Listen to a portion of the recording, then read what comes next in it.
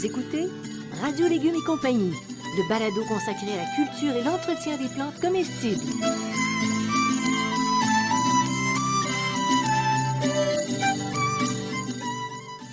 Laitue, basilic, plantation, poivron, bleuets, pollinisation, haricots, arrosage, fraises, insectes ravageurs et maladies, concombres. fertilisation. Radio Légumes et compagnie, le balado qui vous dit tout pour cultiver et entretenir simplement les plantes comestibles de façon naturelle.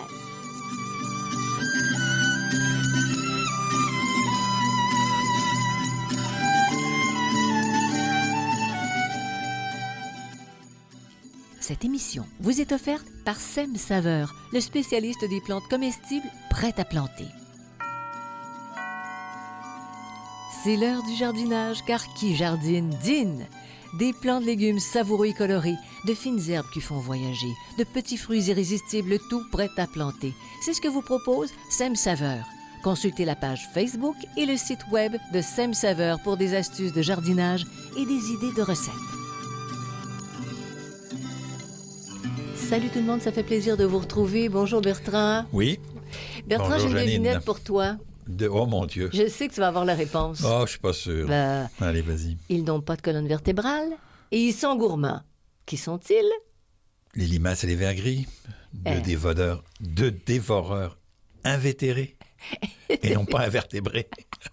Mais ils sont invétérés, ces deux-là. C'est ça, mais ils n'ont pas de colonne vertébrale, mais ils sont gossants, comme certains pourraient dire. C'est ça. Dans un potager. Oui.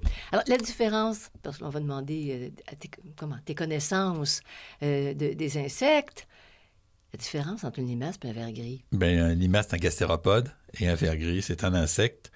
Mais en réalité, c'est pas l'insecte lui-même qui est problématique, mais ce sont les larves. Ça, Okay. c'est problématique. Ça, c'est problématique. OK. Oui. Alors, comment on identifie la présence de ces fameuses, en tout cas, limaces? OK. Donc, les traces de bave, Ouais. c'est les premières, c'est celles que vous préférez, cher Pas ami. très agréable. OK. Ouais. Après ça, c'est les feuilles dévorées. Et puis après ça, ben, on va avoir des limaces. Elles ont un corps mou, puis elles peuvent être brunes, oranges ou gris pâle en général. Il y a plusieurs sortes, là, donc c'est comme ça. Je salue tes observations d'entomologue, Bertrand. Mais C'est super. on commence par voir d'abord la bave puis les feuilles avant de voir les limaces. Oui. Et bon, je vais juste conter une anecdote. Il y a une petite fille qui coupe des laitues dans le potager, qui les lave, mais qui oublie une petite limace, puis c'est ça. C'est On ça. a croqué dedans. On a craqué dedans. Ça arrive, ça arrive. Après ça, tu te souviens. Ouais, c'est ça. Ouais. Alors, quel légume s'attaque? À quel légume ça s'attaque, ça, les limaces? Les limaces, c'est les leur betteraves, cible. les bêtes, la carde, les chicorées, les choux, les concombres, les courges, les épinards, les haricots, les laitues, les melons, les roquettes et les tomates. Quand même. OK. Il y en a qui sont... tout ce qui a un feuillage très doux, là, très tendre, pardon. La laitue, par exemple, ça, ils aiment beaucoup. Et les haricots aussi. Les haricots. Oui, ils font juste une petite... Oui. Ils viennent juste croquer, C'est ça. je ne sais pas Ils trop viennent quoi. une petite croque. Alors, les limaces, elles ont quand même, parce que quand on parle d'écologie, il faut avoir une vision plus large, leur utilité. Oui, elles sont très utiles. Donc, elles ont une fonction de digestion de la matière organique. Donc, ça, il faut s'en souvenir parce qu'on va en reparler un petit peu plus loin. Elles font partie donc de l'équilibre du sol. OK?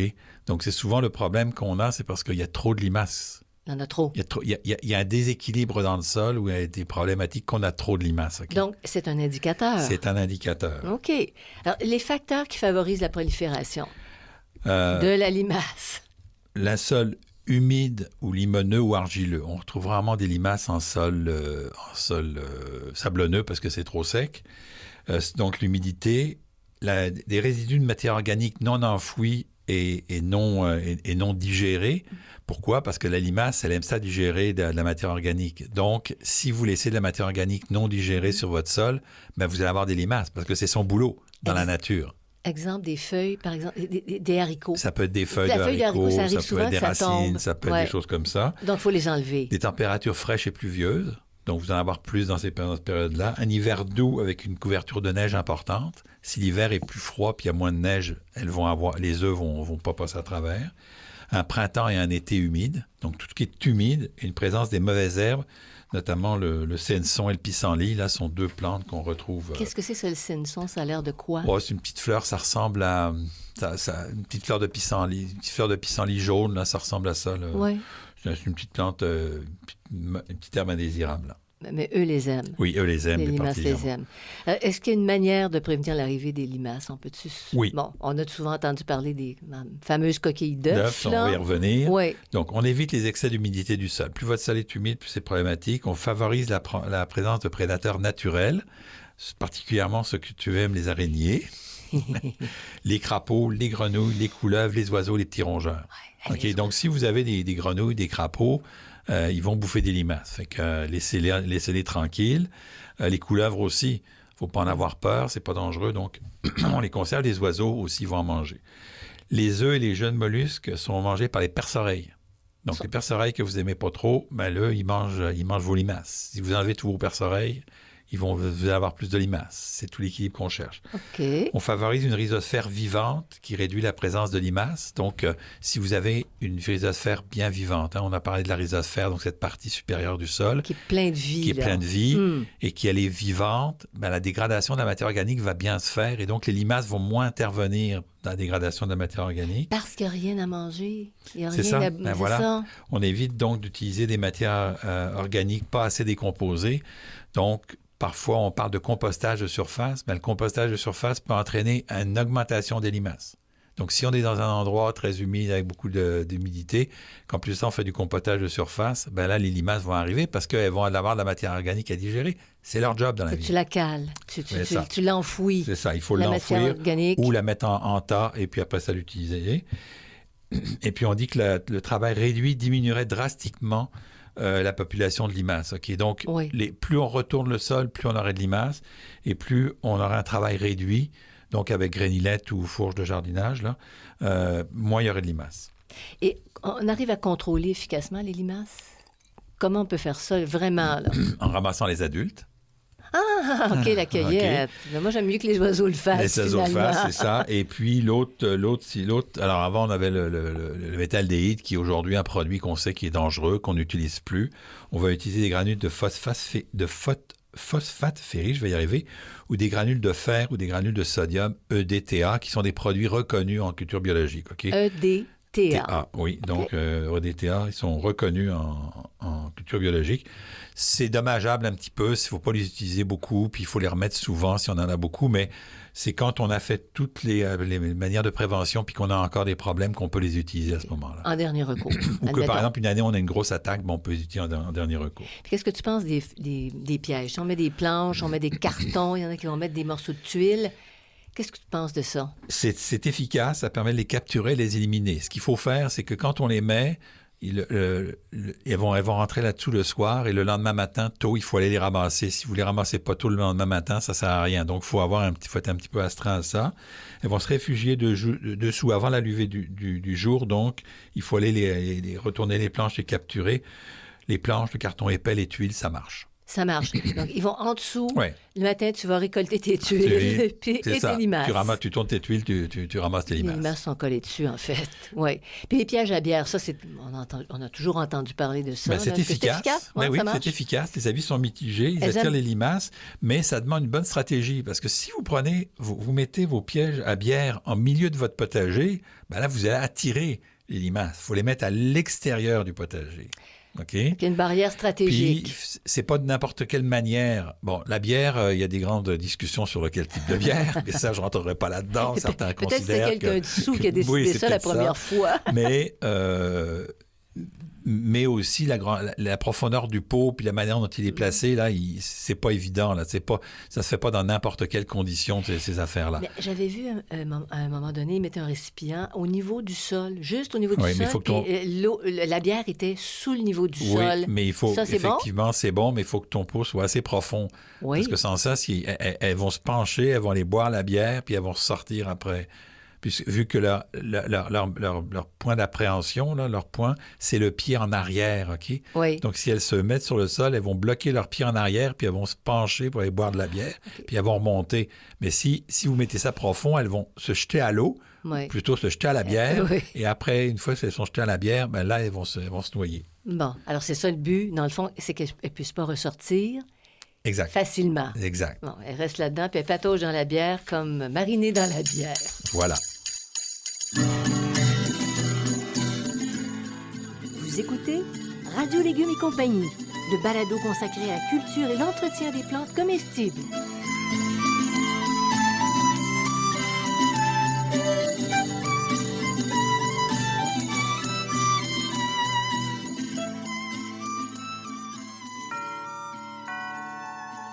Qui jardine, dîne. L'heure est au jardinage et au prêt à planter.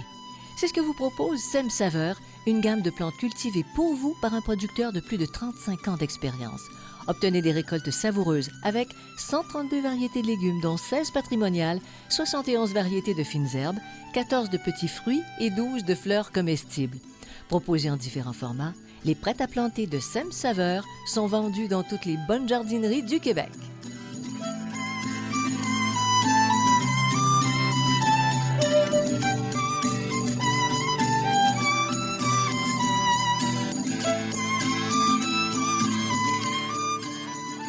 Vous écoutez Radio Légumes et compagnie, le balado consacré à la culture et l'entretien des plantes comestibles.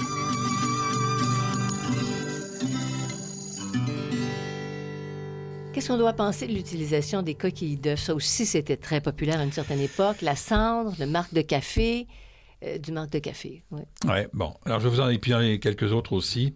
La coquille d'œuf écrasée, ça ne semble pas efficace. Mais dire que ça ne marche jamais, c'est pas vrai. Ça marche une fois sur 3. Donc, c'est pas très efficace. Mais il faut que tu en mettes beaucoup. Il faut que tu en mettes beaucoup. C'est ça. Et ce qui marche, c'est pas le fait que ça va couper ça va couper le dessous de la limace. Ça c'est quelque chose qui a jamais existé parce que plus c'est rugueux, plus la limace va mettre de mucus.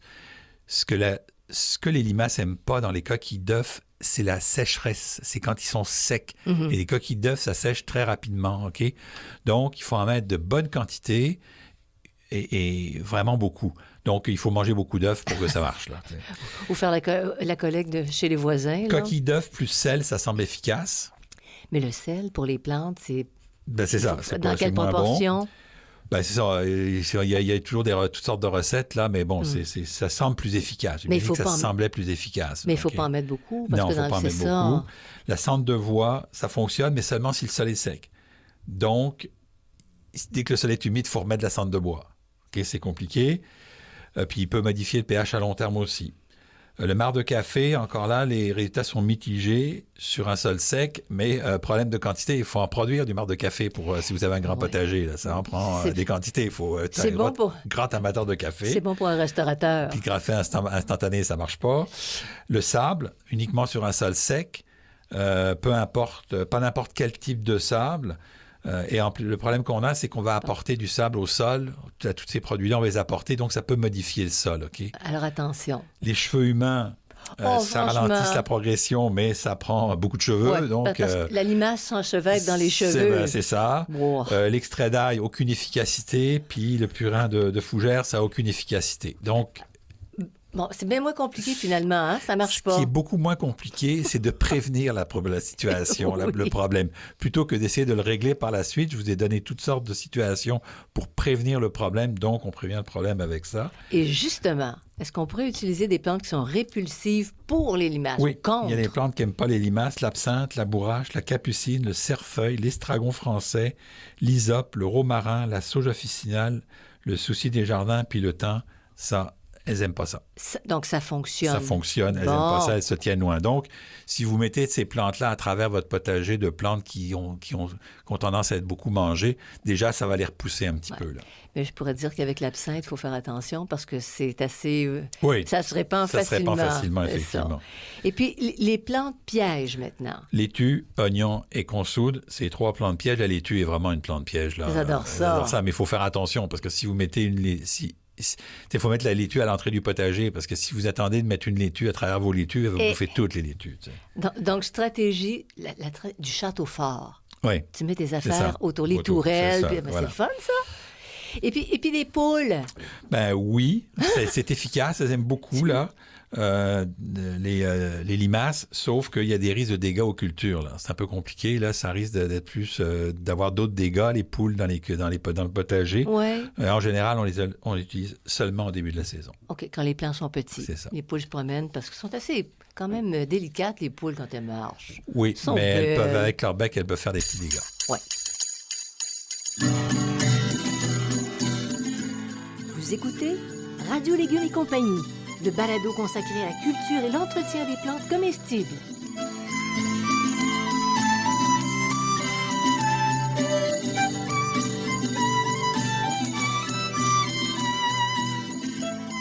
Vous êtes à la recherche de réponses sur la manière de cultiver votre potager, vos légumes et vos fines herbes? Je vous propose le Jardin potager, questions de jardinier, réponses d'un horticulteur. Dans ce livre, je réponds à plus de 1400 questions. Elles abordent aussi bien l'aménagement du potager, l'entretien du sol et des plantes que la récolte. Je réponds aussi aux questions concernant 30 légumes et plus de 20 fines herbes. Le Jardin potager, questions de jardinier, réponses d'un horticulteur, un produit 100% québécois, est en vente dans les librairies du Québec.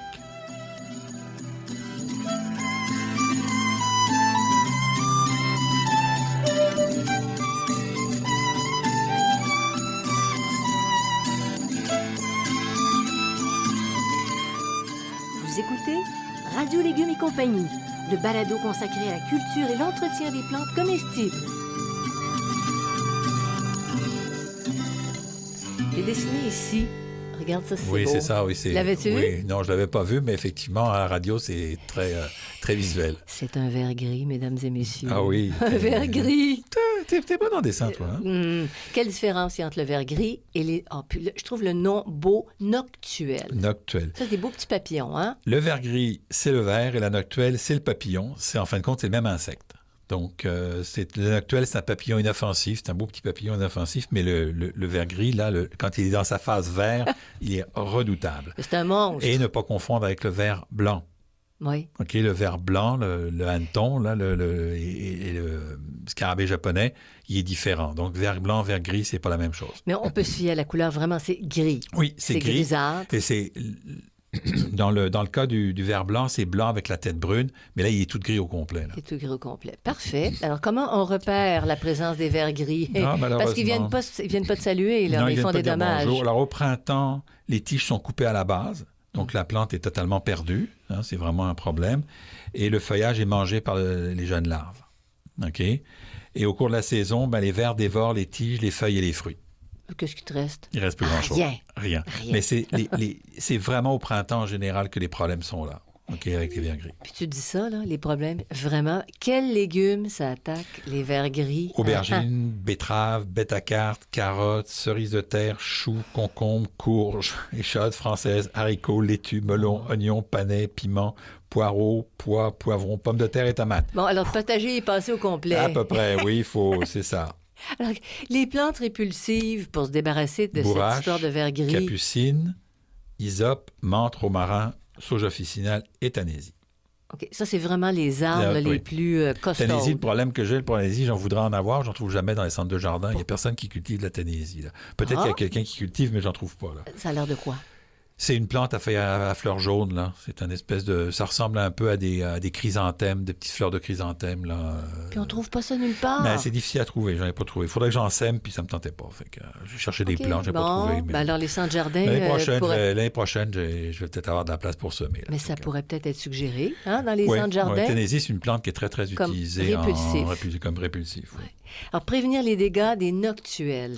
Donc, mais elles font pas... Elles sont belles, elles viennent pondre leurs œufs, c'est ça? Oui, c'est ça. Donc, la protection à la base des plantules, on va donc... on peut mettre souvent un contenant dur, là, une boîte de conserve ouverte des deux bords, qu'on va enfoncer 3 cm dans le sol et 5 cm au-dessus du sol. Fait qu'il faut que votre boîte de conserve ait au moins 8 cm de haut. Vous mettez ça, puis une fois que la plante a poussé, une fois que le semis a poussé, là, vous l'enlevez. Moi, j'ai trouvé le truc, notamment avec les haricots, où ils sont très forts sur les haricots.